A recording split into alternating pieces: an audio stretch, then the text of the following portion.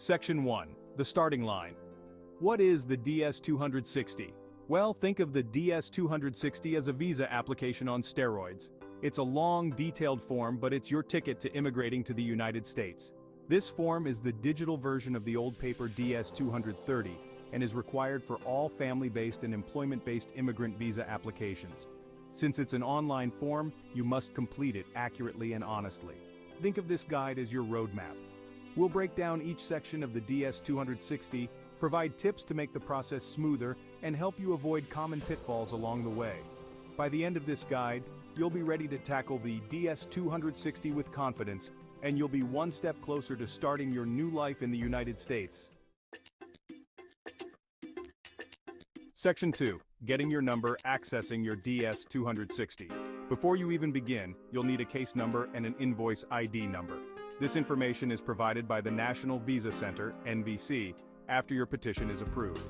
Think of it like your passport to the online application. Without it, you're stuck at the starting line. Once you have your case number and invoice ID, you can access the DS-260 through the Consular Electronic Application Center, or CEAC website.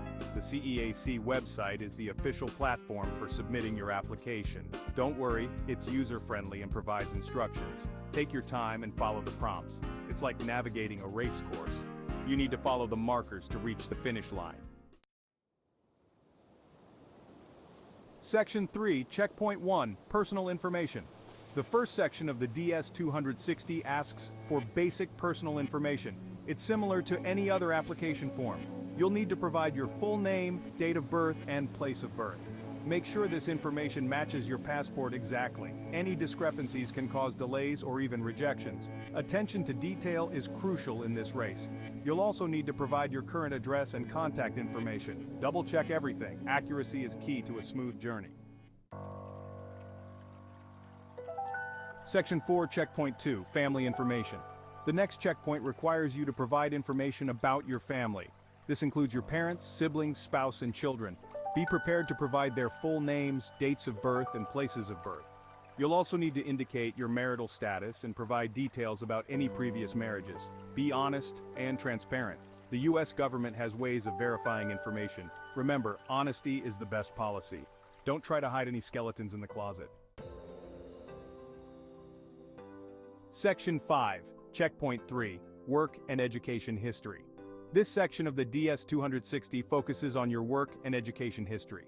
You'll need to provide details about your previous employers, job titles, and dates of employment. Be as detailed as possible. List all your previous jobs, even if they seem insignificant. Provide accurate dates and job descriptions. You'll also need to list all the educational institutions you've attended.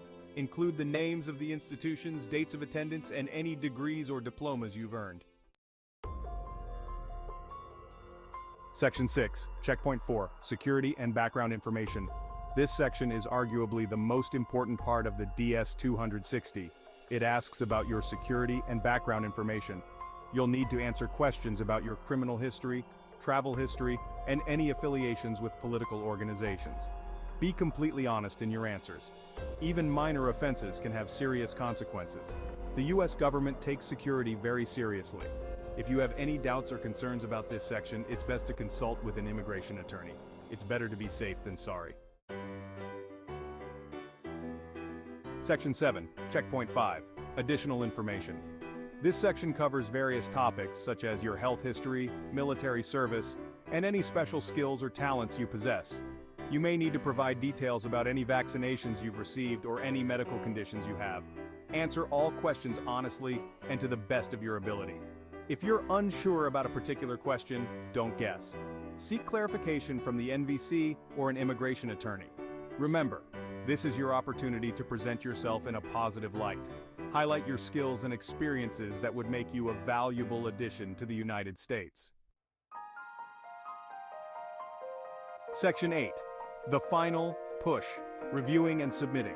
Before you submit your DS-260, take some time to review all the information you've entered. This is your last chance to catch any errors or omissions. Carefully double-check every detail. Once you're satisfied that everything is accurate and complete, you can submit your application. You'll receive a confirmation page once your application has been successfully submitted. Don't rush the review process. It's like checking your map one last time before the final sprint. Make sure you're on the right track. Section 9. After the finish line, what happens next? After you submit your DS-260, the NVC will review your application. They may ask for additional documentation or clarification if needed. Be prepared to respond promptly to any requests. Once the NVC is satisfied with your application, they will schedule an interview for you at the U.S. Embassy or consulate in your home country. This is the final hurdle in your race to a U.S. visa. The interview is your opportunity to make a good impression and convince the consular officer that you are eligible for a visa. Be confident, prepared, and honest in your answers. Section 10. Pro Tips. Navigating the race to your visa. Here are some pro tips to help you navigate the DS-260 process smoothly. Start early. Don't wait until the last minute to start your DS-260. The earlier you begin, the more time you'll have to gather the necessary documents and complete the form accurately. Gather your documents. Before you begin, gather all the documents you'll need, such as your passport, birth certificate, marriage certificate, and police certificates. Be honest, the U.S. government has sophisticated ways of verifying information. Any inconsistencies or attempts to deceive will jeopardize your chances of getting a visa. Seek help if needed. If you're unsure about any part of the DS-260 process, don't hesitate to seek help from the NVC or an immigration attorney. Remember, the DS-260 is a challenging but essential step in your journey to immigrating to the United States. With careful preparation and attention to detail, you can successfully navigate this process and achieve your dream of living in the U.S. Good luck, and may the best applicant win.